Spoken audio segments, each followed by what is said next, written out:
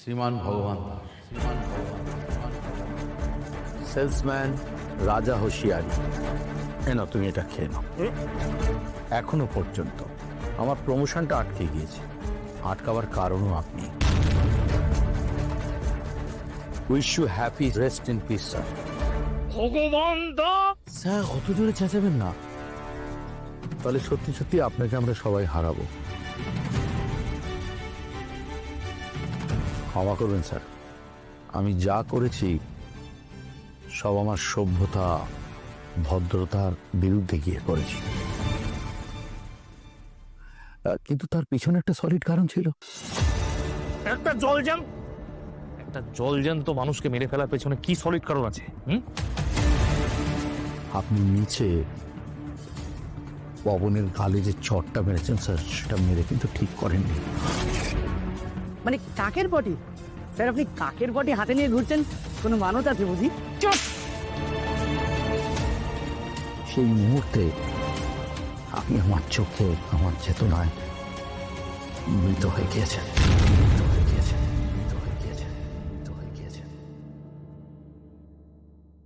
একবার বলুন তো স্যার, ওই চটটা আপনি বড় সাহেব কিংবা ছোট সাহেবের গালে মারতে পারতে?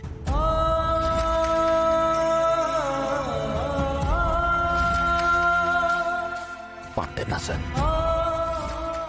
আপনি বেড়ালের মতো নরম মাটিতে আঁচড়েছেন স্যার। আপনি পবনকে চটটা মেরেছেন, ওটা মারা যায়। ও অফিস বয়,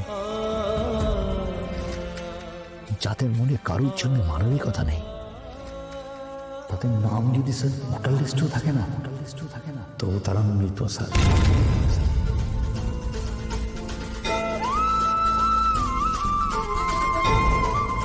এখানে অনেক লোক আছে স্যার, যারা দেহ হাসি হেসে বলবে আপনি মানুষটা ভালো, আপনার মতো মানুষ হয় না, কিন্তু ভিতরে ভিতরে আরো নয় গালাগালি করবে।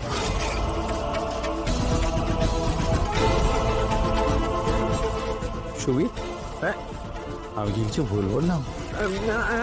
আমি না স্যার, আমি এসে বলুন মা কালীর দিব্যি স্যার।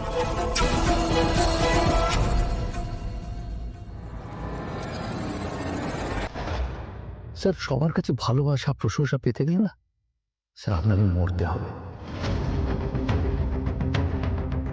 হ্যাঁ স্যার, একমাত্র মৃত মানুষ না তার মৃত্যুর পর প্রশংসা পায়, ভালোবাসা পায়।